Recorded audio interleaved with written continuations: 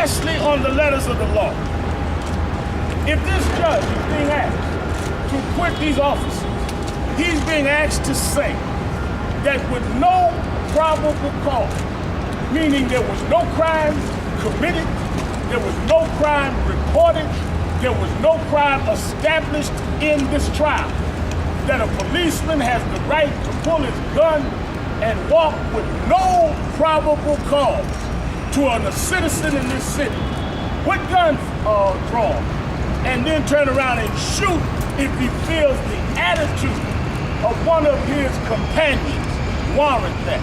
That is what I heard in summation. One lawyer had the audacity to say that Joe Guzman's attitude, I'm quoting now, caused what happened that night. Attitude?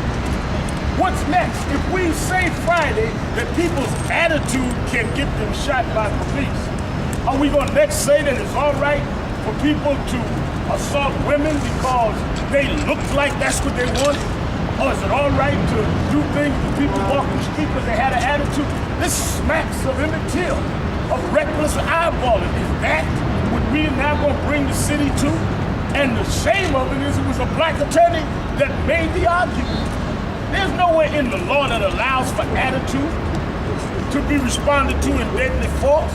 We are not asking for favors. We're not asking for sympathy. Clearly, from the way Sean Bell and Joe Guzman and Trent Leonardfield was desecrated, we're not even asking for sensitivity. We're asking that you follow the law. And the law on manslaughter and the law on the recklessness in their assaults and shooting was not only proven, it was proven beyond a shadow of a doubt, and the defense of justification was not even attempted. Because how do you justify self-defense against a non-threat? There was no weapon. They said the car, this great car moved. They testified in the grand jury that was read at trial, only moved 1 foot. So how will you endanger 1 foot the car moved, according to their testimony? Lastly, the thing that I was waiting for was for them, since they wanted to try the victim's background, was to say that the victims had some delusions or history of delusions in their background. Now, why would you say that? Because the only reason someone would run from the police if they thought and were told they were police is if they had a criminal possession in the cars, or if they were fleeing because they had outstanding warrants or committed a crime. Since there was nothing in the car, and since there were no outstanding warrants and had been no crime, why would they have been trying to leave if they thought it was police?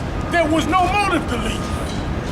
So unless your argument was they were delusional, and imagine they had guns or something in the car illegal, then how do you even explain to the community and the city why you thought they would run from police when in fact there was no reason to run from police? If I'm 4 o'clock in the morning in a car and a man approaches me and say police, I would embrace him because I said, oh my God, I thought I was getting carjacked. The only reason I would run is if I do not know it's police. So the whole basis of this, and the entertainers that defended them, and the media that loved to review entertainment rather than read the law, was flawed. Because the basis and the premise is wrong. They were not indicted for what they was argued against. The media, I don't believe, even read the indictment. I hope the judge read it, and I hope he judges it by what he read. We come back to where we made a commitment. We kept our commitment. We hope the city shows it's a new day where police and citizens are held accountable. It is just as wrong, those that killed a correction officer yesterday in Brooklyn, and they should face the law.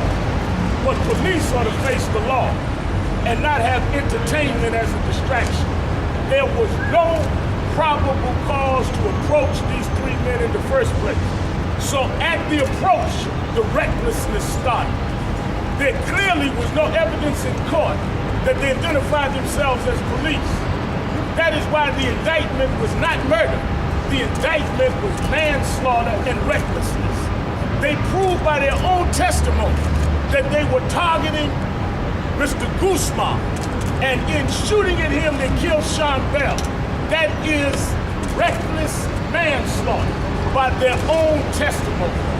Bring out the entertainers and they'll have you looking at background and looking at street talk, but they should have addressed the indictment, because the indictment was proven beyond a shadow of a doubt. And I hope we do not have a city where, as in the words of one of the lawyers in summation, where now attitude is the justification for deadly force. Because then someone will have to tell us, what attitude are we supposed to have 4 o'clock in the morning when a man is approaching you with a gun? That's what we're left with. I repeat, don't ask us about tension and violence. We've always called for peace, even in Diallo, when it hurt my heart. When I walked out that courtroom with Mrs. Diallo with a broken heart, I called for peace. With a knife in my chest, I called for peace. Don't ask us about violence. We've never called for violence and never will.